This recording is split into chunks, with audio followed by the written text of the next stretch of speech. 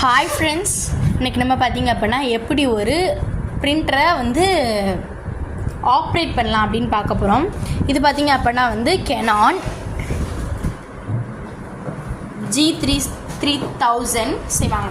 First வந்து paper இருக்கு இல்லையா, அது வந்து இந்த கேப் இருக்கும் ஒன்று, அதாவது ஃபர்ஸ்ட் வந்து இப்படி க்ளோஸில் இருக்கும்.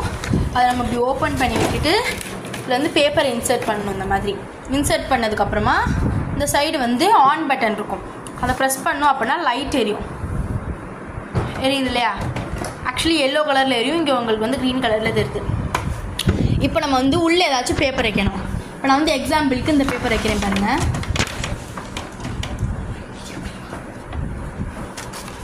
ஃபர்ஸ்ட் வந்து நம்ம இப்படி இந்த மாதிரி வந்து கரெக்டாக அந்த ஸ்பேஸில், இது வந்து A4 ஷீட் மட்டும்தான் வைக்க முடியும், வச்சுட்டு க்ளோஸ் பண்ணிடணும். க்ளோஸ் பண்ணதுக்கப்புறமா இந்த சைட் பட்டன்ஸ் ஆப்ஷன்ஸ் இருக்கு இல்லையா, இதில் வந்து உங்களுக்கு வந்து பிளாக்கு கலர் இருக்கும். நான் வந்து பிளாக் கொடுக்குறேன்.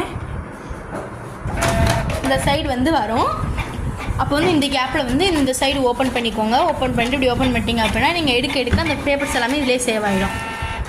பாருங்கள், நான் வச்ச பேப்பர் அதே மாதிரி வந்திருக்கு. புதுசா வந்திருக்கா அதே மாதிரி.